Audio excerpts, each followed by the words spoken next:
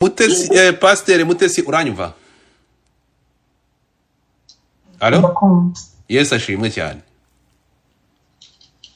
Yes Mbaz. Ukurikiwe ndabona kuri TikTok mfite abantu 1000 barenga, kuri X mfite abantu 200, ndi kumwe n'umukozi w'Imana Claude, ndi kumwe n'uwo bita Ezekiel, ndi kumwe n'uwo bita Clemence. Amakuru yawe. Ngiye nitwa Godfather. Nabonye wari unyandikiye, I think ko uranzi wanakurikiranye ikiganiro. Ndashaka kubaza kuri irijwi uvuga ko uzishyura n'ubwo rwaje umwana uzishyura amafaranga i Buganda ariko ibintu biri kugukorerwa bigahagarara.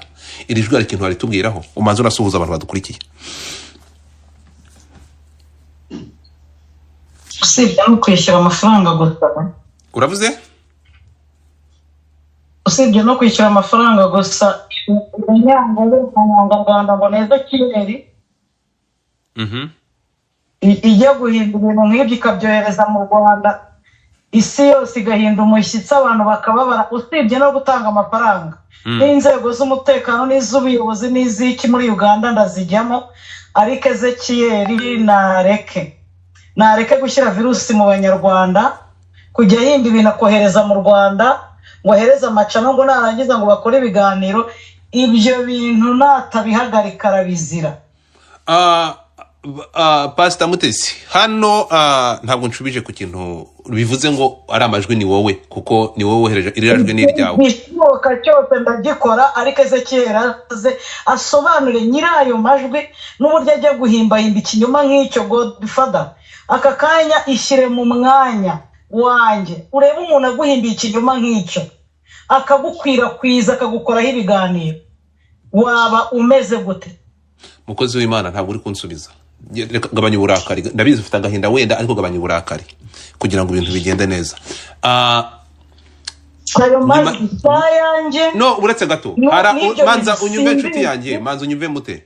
Hari ijwi, hari amajwi abiri, hari ibyo ntari kukubazaho. Hari amajwi ariya y'ubusambanyi, ntabwo ari ndi kukubaza, iyo naza kuyageraho. Hari irijwi oya, ntabwo ari ndi kukubaza ijwi uvuga ko ugomba ibiganiro bibiri wakozweho na Ezekiel Bugande, ugomba gutanga ayo mafaranga n'ubwo rwaje umwana ariko bigahanagurwa bikavanwaho. Uriya ni wowe? Anze yanyumvisha numve.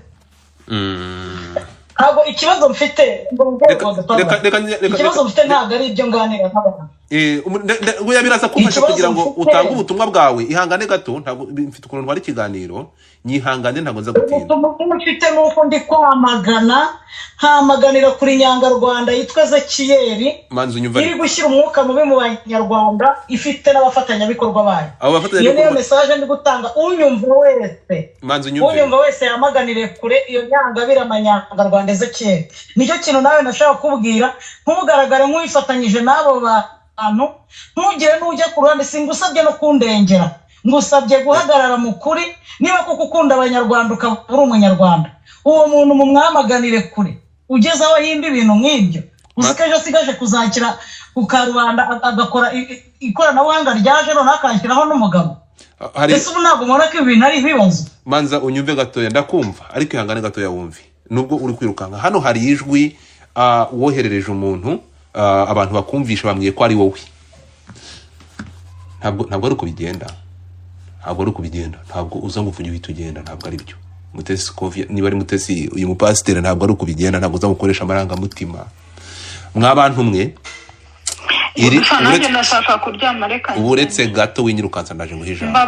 Ihangane gato, hari irijwi avuze ko n'ibingibi n'ibitari bazabikora. Ngiye ntaruhari mfite. Umva irijwi Clemence, twumvikana ikintu kimwe.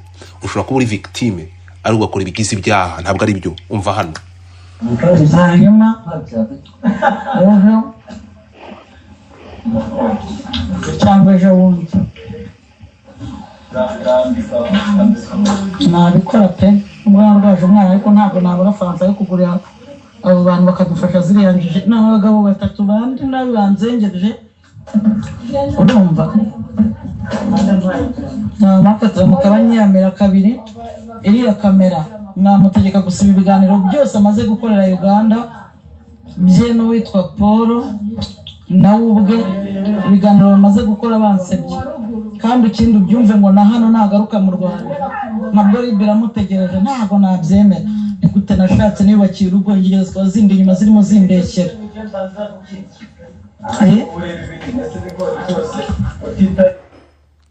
okay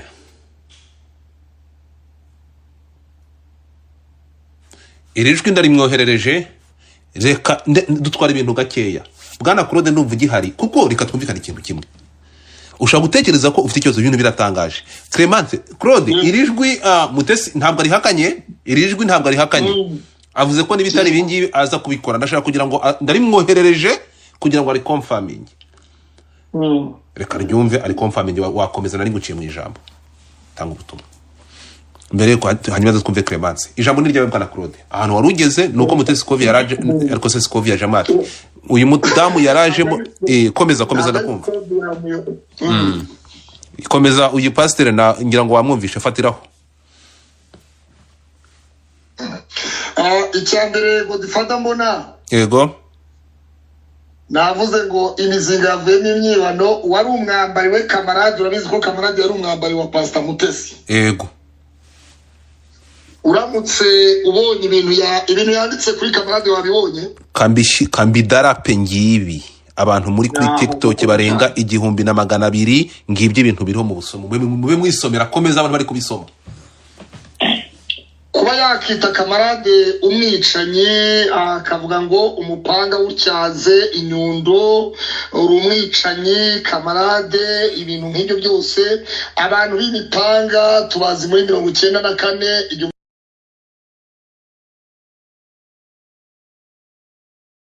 bafite uko bakora iperereza Rwanda Investigation igira ko ibidukurikiye n'izindi nzego z'umutekano zitandukanye ni gute umuntu w'umudamu washatse umugabo mu by'ukuri hari igihe Mutesi yari kuri iyi mihanda abantu bakavuga bati ni umudamu yigisha iby'urukundo kandi nawe akeneye uwumukunda yari afite uwo bakundanaga yavuye muri uyu mubiri akeneye kongera gushumbushwa ibiganiro yajyaga akorana na Chita na Sabe bakamubaza bati ukeneye undi mutwara ati ndamukeneye rwose njyewe sinakirarira ibyo tukabyumva dutyo amagambo nk'ayo iyo yanditse yashatse mu muryango tuzi ko usobanutse ese iyo bayabonye batekereza bati uyu munsi wa none iyo afashe umunyarwanda akamwita umwicanyi tuzi umwicanyi icyo ari cyo tuzi ukekwaho icyaha cy'ubwicanyi icyo akurikiranwaho ibyo bifatwa bite ikindi cya kabiri kuba yaragambaniye Ezekiel Rukundo akaba ashaka kumwangisha igihugu nk'ubu Ezekiel ashobora gutorongera ugasanga agiye muri Kenya agiye hirya mu mashyamba agiye n'ibiki ugasanga yifatanyije n'ibigarasha bitangira ngombwa bitewe n'iki uwitwa Mutesi arimo aravuga ngo ashyigikiwe mu Rwanda uwitwa Mutesi afite abantu Uganda Kampala bakorana kandi namaze kubasobanurira bamwe baribo n'icarico je batwara inshuti zanjye sinagerana na Burahamu n'iyizu umva niyo haba ari mu mwijima w'igicuku niyo nabasigaje akantu gato kagatonyanga ntabwo Burahamu yandaniza akantu gato mu matori sinahura nawe ibi bintu biragenda biti twifate dute Mutesi niba atari nyiramajwi yo kuri social media yatambutse nibwira yuko yakaba yaceceka cyangwa se akaza akavuga ati mu by'ukuri ibintu si ibyanjye ariko yavuze ngo hari abantu batatu bambangamiye Ezekiel uzamwambure kamera muderetinga ibintu byose hanyuma icyo mwakora cyose nzacyishyurira ikiguzi n'uwitwa Paul nguwo avuka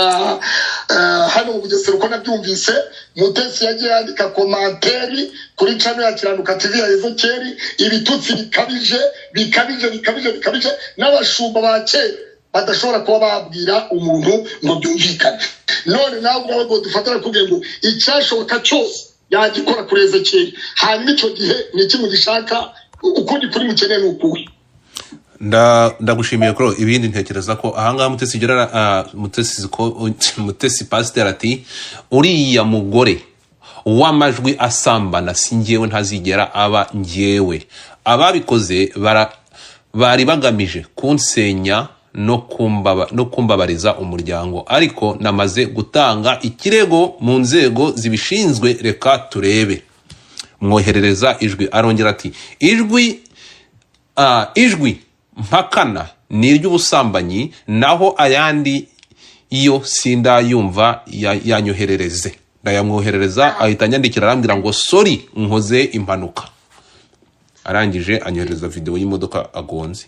Ndaje gato ndagusubiza barangonze. Okay, araje mbere yuko agaruka baramugonze ariko araje mu kanya mbere yuko agaruka. So Claude urashoje umugati nta wigeze ambwira ibyo byose. Rero ikinteye kunyomoza uwo mugabo aravuze ngo yari ari mu iperereza ry'umuntu wo bita ngo Rugemengango wigeze kubana na Pasiteri Mutesi. Uwo mupapa nawe ubwe yitangiye Udi yavuga ati nge nta kibazo nagiranye na Mutesi kandi ni nanjye wamusezeye. Ibyo bavuga uramuhiga hehe ko ahari. Ibyo ni urwitwazo bakoresheje bicuriya mubyeyi mu mutwe. Bigera ubwo haza kugurirwa n'undi wiyita umukozi baguriwe n'undi witwa umukozi w'Imana uba muri Amerika wabenzwe n'uriya mubyeyi. Manza wumvirijwe hano. Hanyuma ibyo nabyumvise. Uretse gato uragira aho bivugeho ngaho bivugeho. Reka nze mbanze mbigusobanura. Ndariguha ndi muri studio n'abantu 10 bashyiraho. Yego, reka mbanze mbivuge vuga ibyo nzi. Igihe cyageze haza kuzamo umuntu bita Nibishaka. Okay, akora ubuhanuzi avuga ko ubukwe bwa Mutesi n'urugo rwe rutazamara 2 rutazamara 3. Biza kugaragara ko ari undi muntu uri muri Amerika wabahaye amafaranga. Uwo bita umukozi w'Imana ngo amuguririre yange gushaka umugabo agiye gushaka kugira ngo amushake. Guys mutapinge screen yego. Kandi nabyo babishyize kuri social media. Uri kubyumva. Uwezekiyeli weho akoze ikiganiro uravuga ngo yabyara ate nta nyababyeyi yagira. Uvugaga ni umubyeyi ufite abantu yafashije, ufite abantu yagaburiye. Kubyumva weho ubwawe warivugiye ejo bundi mu biganiro uheruka kuvuga ngo uzareka kumuvuga kuko yapfuye. Uwo muntu wavugaga nta n'umunsi n'umwe yigeze kuvugaho. Abo bagabo bariteruye bajya kumusaba imbabazi arazibaha. Ibiganiro biri kuri YouTube mujye kurigira neza birahari. Arabababarira. Barahindukira bati twabuze views barongera baramwataka. Ikibabaje nayo majwi yaje. Ayo majwi nayo sinshaka kuyavugaho kuko twumvikane. No twumvikane. Uburetse gato. Umva madam, umva gato ayo majwi kubera kuri kuyasimbuka urayavugaho. Ntabwo ari aya Mutesi. Oya ari amajwi ntabwo ari aya Mutesi. Uretse gato aya ngaya niyo video nge nayiboneye. Ntega amatwi.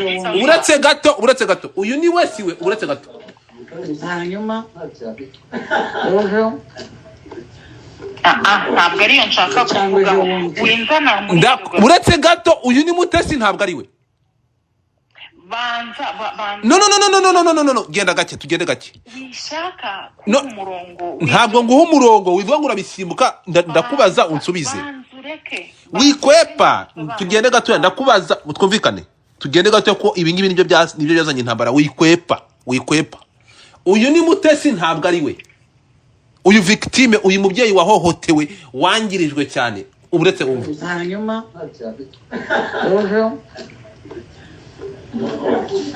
cyangwa ejo bundi Banyarwanda mwumve.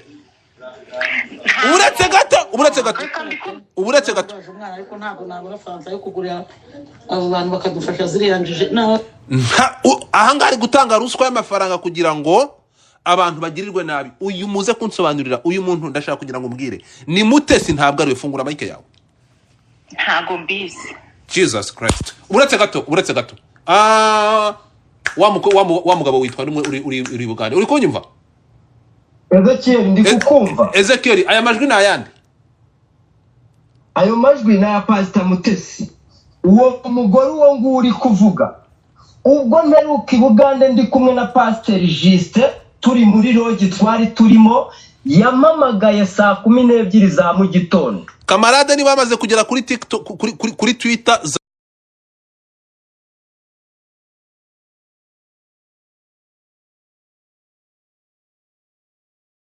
amajwi uravuga uwuhe uyu nguyu umaze kuvuga uyu nguyu uri mu Busuwisi arantuka ambwira yuko agiye gutaginga ribu akaba ariwe witangira ikirego cy'uko duharabika Mutesi.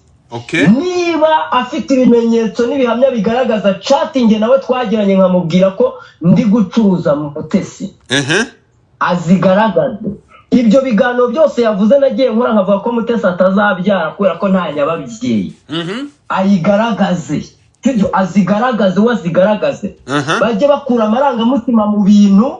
Niba barasenye ingo bakaba mukwamo kubera ko ashaka cyane, ibyo ngibyo babikuremo amarangamutima. We azana ibimenyetso bwa ko Ezekiel yaharabitse Mutesi, tutavugaga Mutesi ibyo twiza ibyo yizaniye ku kijyanye no gushaka amafaranga no kumuvuga yuko yaje gushaka amafaranga no guskaminga abantu. Mwibuka video yaciye ku Isimbi TV igihe witwa Rusagara yitabaga Imana, Mutesi yaje kuri ku Isimbi TV yitandiriye ibintu by'imikara nk'umusiramu, azavuga ko umukunzi we yitabye Imana kandi nta mafaranga yo kumushyingura, hakenewe ibihumbi 50 by'idolari. Ko Rusagara yashyinguye Mutesi katagiyeyo, tujye tubwizanya ukuri. Amafaranga yashakaga y'inkunga yari ayo kumaza iki katagiye kumushyingura. Kabiri, ni umuntu urwara akaza kuri YouTube akabwira abantu ngo ararwagiye kubagwa kuri Akakane Hospital muri Kenya. Akavuga ko hari amafaranga ari gushaka kagiye kurira indege. Ibyo byose twabisesenguraga kuko ari we wabyizaniye kuri YouTube. Aba diaspora bari mu ruhande rwa Mutesi mukura amarangamutima muri ibyo bintu mureke ukuri kuvugwe. Niba bigezaho nitwa nimwe muri n'inyuma y'umugambi wo kumushuka ngo natugirire nabi munamusapotinga mukamuhereza amafaranga yo kwica abantu. Okay, tugende gatoya rero. Tugende gatoya. Urakoze cyane guma hanga. Clemence, iyi audio urayumvishe? Turi kumwe? Iyi audio urayumvishe? Uyu muntu, uyu mudamu niba ari Mutesi. Turi kumwe? Clemence mu Busuwisi ihangane gato. Claude wiriwe? Amakuru yawe? Amakuru ni meza, bonye nimero zanditse mu Godfather. Ugize itangazo ntaragwamagara aho mwavire mu ntuza. Umeze gute? Ndi live ukurikiwe n'abantu kandebe kuri ukurikiwe n'abantu hafi 900 hose hamwe. Ndi kuri telefone hano n'umusore uri Bugande bamwita Ezekiel. Ndi hano kuri X ndi kumwe n'umuntu. Uyu nguyu Ezekiel avuga ko yahunze igihugu. Ijambo ribi ntiyo ntigeze nishimira. Ntabwo yaba yarahunze igihugu. Ibi ngibi iri ni ijambo rigaragara nabi cyane ngo rivuga, ariko twaje kusanga atarahunze igihugu bwo yarahunze abantu ku giti cyabo. Hari amajwi hano arimo kugambana, arimo gutanga amafaranga abantu bamererwe nabi nayakinnye. Hano ndi kumwe n'umudamu bamwita ni Clemence ni Clementine. Clemence kuva muri Suisse. Uyu nguyu nawe akavuga ko mwamuzengereje rimwe mumereye nabi. Uyu mudamu hari ibyo ari kuvuga. Ndashaka ngo numve version yawe bwana Claude. Banzu mubaze ko yaba yamamagaye umunsi cyangwa atamamagaye. Clemence, Claude nguyu hano. Mbere ko Claude ashyiraho ibintu umucyo, ndagira ngo ugire ikintu bivuga. Twavuganye kuba cyangwa reka ngire icyo mbivugaho. Nakubwiye ngo umuntu wese wavuze kuri Pasteur Mutesi navuganye nawe. N'uyu munsi mu gitondo nahamagaye na Pasteur Claude, namuhamagaye turavugana, ambwira yuko ibyo byamawe iyo akubwira ko ambwira ko ibi biri ko by'amajwi atabiri inyuma atanabizi, atazi nuko byaje. Yego. Ko nawe abaze Ezekiel aho yabikuye. Niyo mpamvu nakubwiye ngo reka nge mvuge kuri Ezekiel na Kamarade kuko bari aribo baje kuri social media. Na Claude amuvuzemo. Claude namuvuzemo umva Claude. Ibyo avuga byose yabyumvaga. Komeza. Mubanze ngese ndi kubakana.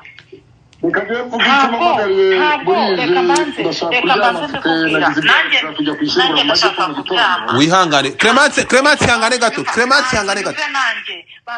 itonde gato genda gake uracyafite byinshi byo gusobanura kuko ihangane gato Clemence Claude washizwe mu majwi ko kuva mu minsi wabyumvaga yaba wowe yaba Ezekiel kamarade ko mwibasiye uyu mubyeyi iminsi wabyumvisha bivuga ndashaka kugira ngo mumbwire uyu mubyeyi mwamuhaye amahoro. Jewe icyambere uwo mugore Clemence arazi nanjye ndamuzi muraziranye yakoze muri Bank Populaire hano mu Rwanda nakoreshaga nafite company yitwa Enviro Cleaners International ikora amasuku mu mabanki Populaire yo mu Rwanda. Ego turaziranye abihakane cyangwa se nabihakana ndazana proof z'uko tuziranye. Komeza ndakumva. Icya kabiri yarambwiye ngo umugabo we yakoranaga na Rusagara ari we wari kurongora Pastor Mutesi ngo bubijyanye n'imodoka baba mu Suisse uwo mudamu ndiha. Ego nyakwigera Rusagara yarapfuye. Hanyuma bivuze ngo ibyo avuga ni umuvugizi wa Pastor Mutesi. Haba mu mafuti nta kurabanza gatohoza amenye we gusabona ibintu byitwa tamuneri akumva ko Pastor Mutesi abantu bamuvuze nabi yakumva Maria Mutesi akaza kuri kamera nk'ubu hari ibintu numvise yavugiye kuri Maxi agahinda karanyica ndababara ariko batazi yuko natwe hari ibyo twifitiye twe bwacu. Yego uwo mudamu niwe wagiriye inama Pastor Mutesi yo gufungisha Bosco Empire. Murabyuka ko Bosco Empire yafunzwe. Uwo mudamu yarabambaga arabwira ngo yantera hamwe Bosco Empire wamenye ko yafunzwe. Gutu umuntu Pastor Mutesi kudasiye. Abana n'abantu yitwa kari Pastor abantu bakita abantu bari hano mu Rwanda ngo interamwe tuzi cyo zakoze muri 1994. Icyo ni cyambere. Icya kabiri Pastor Mutesi uwakubwiye uretse gato uwakubwiye ayo magambo ni Clemence ndi kumwe nawe hano uwo ngo turimo turavuga bije Bosco Empire yarafunze inawe ndabigeshe ko Bosco afunze nari narabimenye icyo Clemence fungura mic yawe kugira ngo tushire ku mucyo fungura mic yawe Clemence turashaka aho nayifunguye Pastor Mutesi twageze muri parike Pastor Mutesi bitumvira abajyana bariwe yego muri libre yaramagaje hari yewe yari Karegeya yari Jihadi yari Jeni Mugwiza yari Bosco Empire yareze cyewo nguwo uwitwa Sinzira abandi twari tugeze mu bantu 10 ariko icyo gihe ribu baraduhamagara bageraga guhamagara umuntu umwe muri parike bahamagaye yewe na Pastor Mutesi baravuga ati Pastor Claude na Mutesi nta kibazo reka tubariho duhamagara nibagira ibibazo birajya ku murongo. Icyo gihe kamarade yabaga kuri side ya Pastor Mutesi iyo ubona ngo dufatiye umunsi wa none imizinga ve n'imyibano umenye ngo hari cyabaye hagati ya Pastor Mutesi na kamarade. Uwo mudamu Clemence rero yari sedabizi ko yize navana amaraga mutima aho ngaho niba ari umunyarwanda by'ukuri akaba afite kuba no gutekereza navana amaraga mutima ya Mutesi jewe nzi Mutesi kuva muri 2003 kugeza 2025 umunsi wa none muzi kuruta uko yaba muzi jewe cyane ibindi ngo ndabivuga neza ubwega Amaria ya Pastor Mutesi uriye kuza kwiriza aracinyuma kiriza ngo bashaka kumwica uyu munsi yakoze kuri stati yiwe aravuga ngo kamarade umwicanyi cyaza umuhoro inshoka inyundo ibiki unyice abana banjye ibiki ubwo dufata wumvise ikiganiro kamarade yakoze ntazina Pastor Mutesi yavuze nta habe na gatana hamwe na Pastor Mutesi yavuze yaravuze ngo hari umupasiteri umwe w'inshuti yanjye yigeze gukora ubukwe umwana we nawe w'iryo joro arongora umugore amubwira ngo kiriya kigore maze kukirongora. Kamarade niko yavuze muri icyo kiganiro ntabwo yavuze umwana w'umuntu runaka ntiyavuze pasiteri w'inshuti witwa runaka ntiyavuze Pastor Mutesi ariko nkubwira ukuri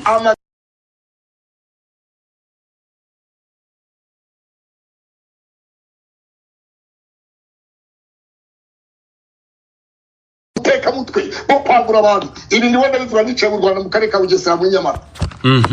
Hari bigo Nyamatatuye ribu irahakorera polisi irahakorera yewe ndashaka buri muntu ibi bintu turabirambiwe.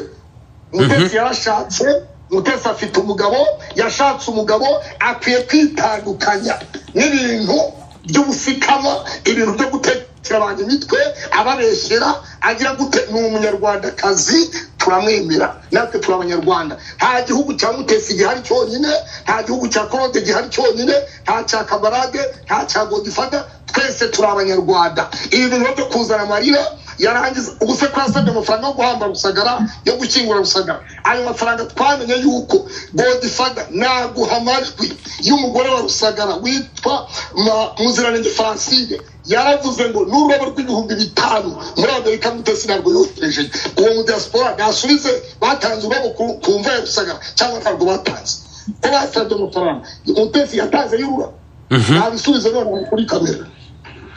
Okay. Tuva hanga.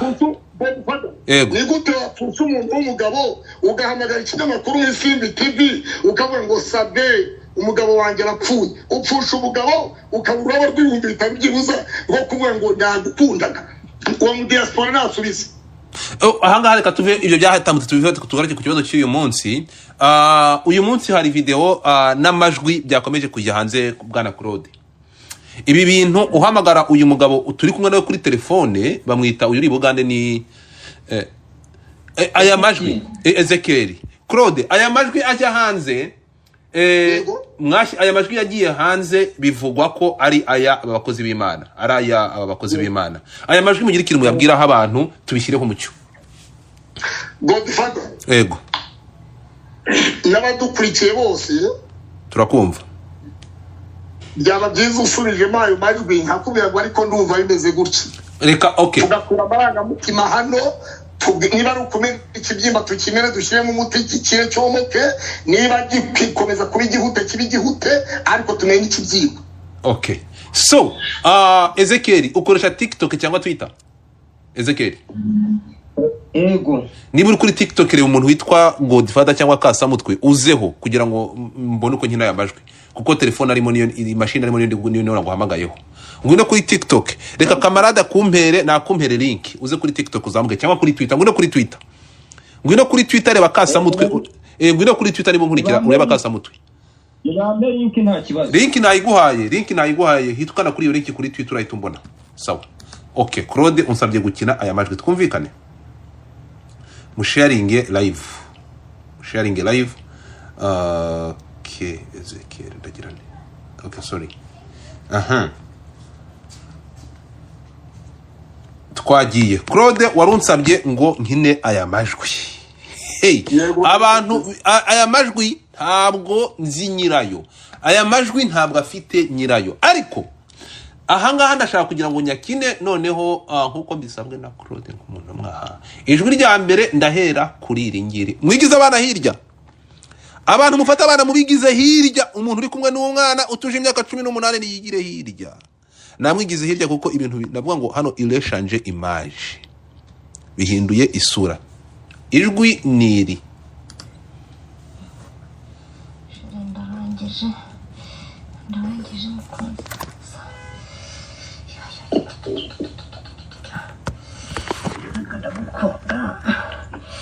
ndagukunda we ubu ndangije ariko ndacyagushaka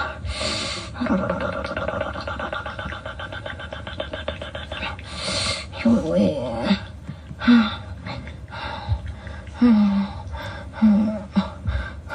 aya ni amajwi ari kuri YouTube ahantu hose mwakize hanze ndi gukinira YouTube yanyu uyu muntu ninde bwana Claude? Godfather wakiriye Ezekiel Rukundo wa Kiranuka TV kuva Kampala yakubwiye yuko nabakurikiranye kuri TikTok n'abavuga ego yakubwiye yuko amajwi yahawe n'umuntu uba mu bihugu niba mu Busuwisi niba ari hehe muri Sweden. Ezekiel zamuka niba wahageze kana ku kamikoro rero tuzamuka yego aravuga ngo aba bantu biyitaba abagore biyitaba abakozi b'Imana bahora bagusebya none se bahora basebya Ezekiel nibande uwitwa mu mashanene yiseze cyari Karigobe Pastor Mutesi amushyiriraho igico cyo kumugirira nabi Ezekiel nagwa mu Bugande Ezekiel napfira mu Bugande duteje ubwega Ezekiel nagira icyaba bizabazwa Pastor Mutesi ibyo ngibyo muhore mubyiteguye amajwi Godfather wayakinye twayumvise yo kugambanira Ezekiel no gutanga kandi ibyo mbivuze ni serious n'inzego zibyumva. Mutesi Prudentieni Ezekiel azagira icyaba, ni umunyarwanda ajyanye umugore we yitwa Mugeni Providence, afite umwana umwe azagira icyaba. Twese turi hano mu gihugu kandi amategeko azubahirizwa icyo gihe. Okay, hanyuma ukiri ahangaha Claude, hano hari irijwi ndaza kuryita ijwi ry'ubugambanyi, irijwi give me second. Hanyuma okay, irijwi uyu muntu uza kumbwira ngo ni hanyuma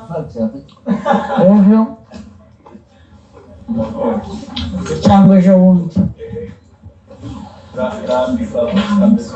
nabikora pe, umwana rwaje umwana ariko ntabwo nabona fansa yo kugurira abo bantu bakadufasha ziriyanjije n'abagabo batatu bandi nabibanzengereje urumva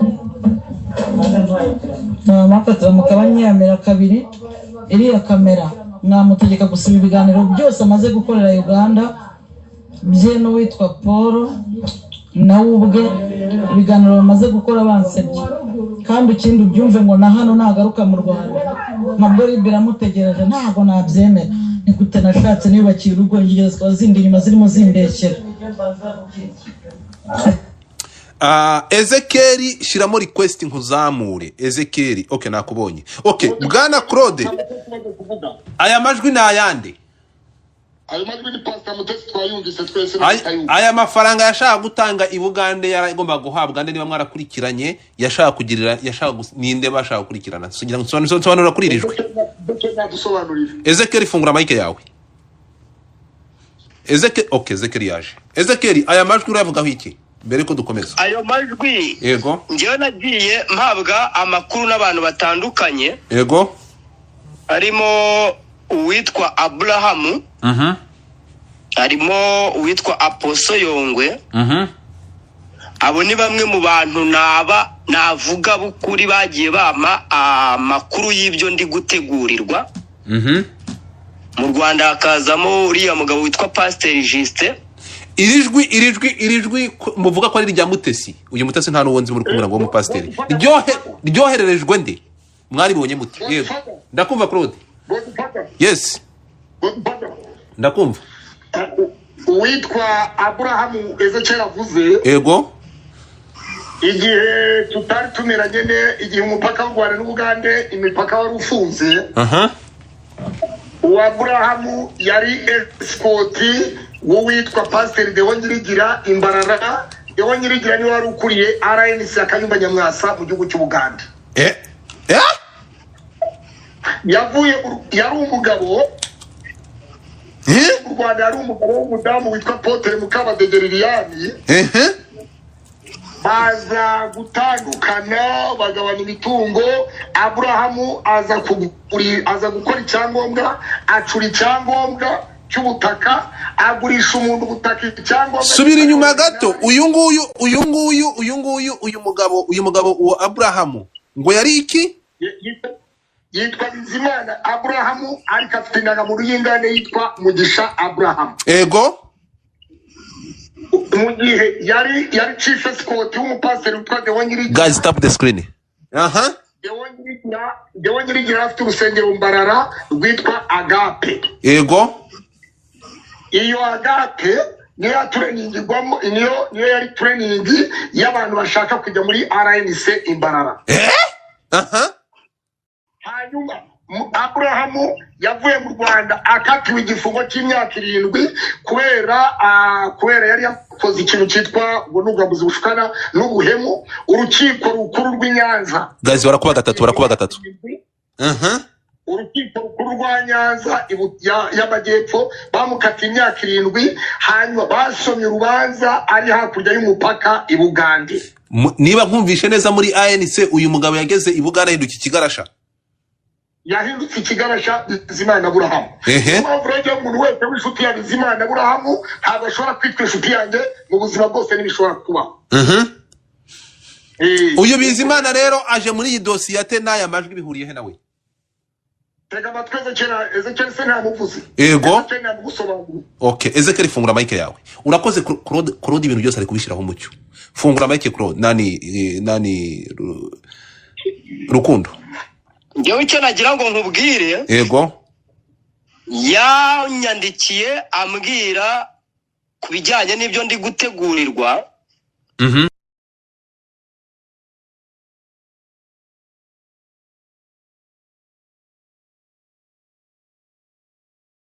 ibyo ni nabyo byampaye umuvuduko wo kugira vuba nkagenda hakiri kare. Yego. Okay. Bisobanuye ko hari abantu bashakirwa amadosiye twebwe tutabizi bakitabwa muri yombi, ariko ari abantu babagenzeho bitewe n'inkuru bakoraga. Ubutabera na RIB ikora neza cyane. Dufite ubutabera na RIB ikora neza cyane. Ibyo nabyo birumvikane ko niba umuntu akubwiye ngo ngiye kuzagushakira dosiye izakujyana, none se ubwo dosiye bayigushakiye wabigenza gute? So reka ahangaha ho ndatekereza ko urabizi nawe ukuntu inzego zacu zikora, ntabwo ntekereza ko bagera. Reka tugaruke ku kibazo nyamukuru rero. Ubwo ugera i Bugande, hari aya majwi mfite, aya majwi ndumva bavuga ko hagomba kwishyurwa amafaranga abantu bari i Bugande bagakurikiranwa, bakamererwa nabi. Aya majwi barayumvisha, nagira ngo ugire ikintu yambwiraho. Ayo majwi yanyumvisha. Hari irijwi umva hano, uraryumva? Kiramo numva. Oya, uretse gato umva. Abo ndi umwana ariko ntabwo nabona fa. Hanyuma ngiye kuyaguha uyumve, sibyo? Ndahita nongera nguhamagare kuko telefone nguhamagaza niyo arimo kandi ntabwo nabona ukuntu. Kamite nyaguha uyumve, hanyuma noneho uhita ugira ute? Numara kuyumva ndahita nguhamagara. Yego nta kibazo. Ngira iyo nari guhaye. Nkupa ndahita nongera nguhamagare. Okay. Tugende gatoya. Hano ibintu byabaye akasamutwe. Uyu mugabo ngo yahunze ijambo rye ntabwo niryo ndi kumubuza ndi no kwamagana, ntabwo uyu nguyu yahunze igihugu. Uyu nguyu yahunze umuntu bafitanye amakimbirane. Ntabwo ibyo ngibyo arake kubyitiranya n'igihugu, ntabwo yahunze igihugu. Uyu mugabo agera i Bugande mbere y'ibi ngibi byaje bikaba kasamutwe ngo abana abakozi b'Imana, ndashaka wumve hano. Hanyuma cyangwa ejo bundi nabikora pe, mbona rwaje umwana ariko ntabwo nabona faranga yo kugurira abo bantu bakadufasha ziriya njiji n'abagabo batatu bandi nabi banzengereje, urumva? Namufatira mu kabanyamira kabiri, iriya kamera namutegeka gusiba ibiganiro byose amaze gukorera Uganda bye n'uwitwa Paul nawe ubwe ibiganiro bamaze gukora bansebye, kandi ikindi ubyumve ngo na hano nagaruka mu reka tumaze twumve nabwo biramutegereje, ntabwo nabyemera. Ni gute nashatse niyubakiye urugo ngigezwa zindi inyuma zirimo zimbekera.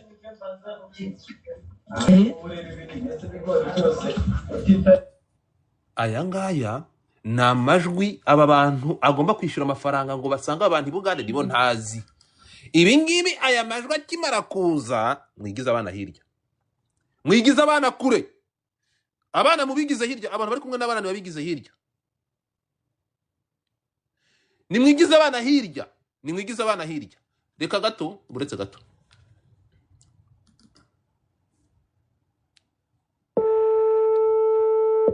Mwigize abana kuri ihangane gato ndaje nguhamagare, sibyo? Yego. Nimwigize umuntu uri kumwe n'abana, abantu 500 muri kuri TikTok, mwigize abana hirya, abantu kuri Twitter bamaze kuba bangahe? Kuri Twitter naho mwigize abantu hirya, abana mubigize hirya. So nimwigize abana hirya, abantu bari kumwe n'abana disclaimer ndi gutanga warning ya nyuma, mwigize abana hirya, mwigize abana kure, umuntu uri hano yigize abana kure.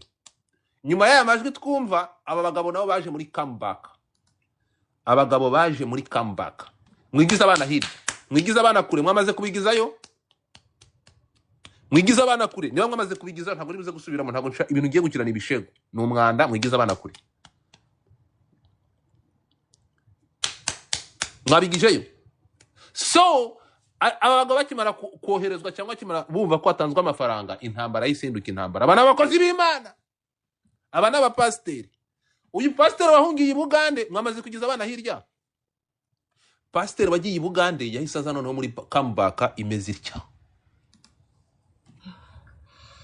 Ndarangije mukunzi.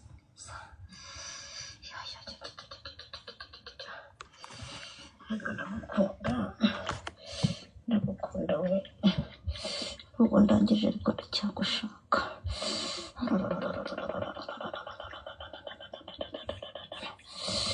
we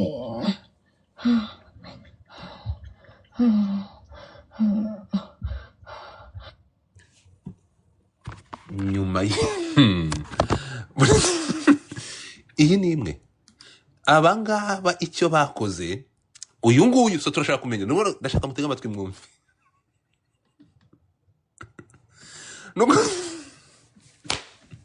kamanze mungarure izindi audio naza kuzikina nyuma reka manze ngarure uyu muga no sorry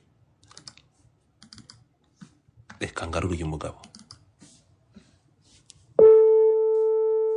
musharinge live musharinge your live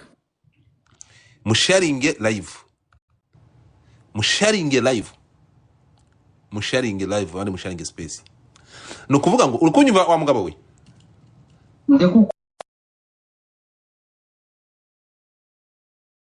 iyo audio urayumvishe Pastor Mutesi iyo audio wari wayumvishe uyu muntu abo yavugaga ni wowe nibyo biganiro ni wowe wabishyizeho ibyo biganiro ni njyewe nyine ni njyewe yavugaga nta wundi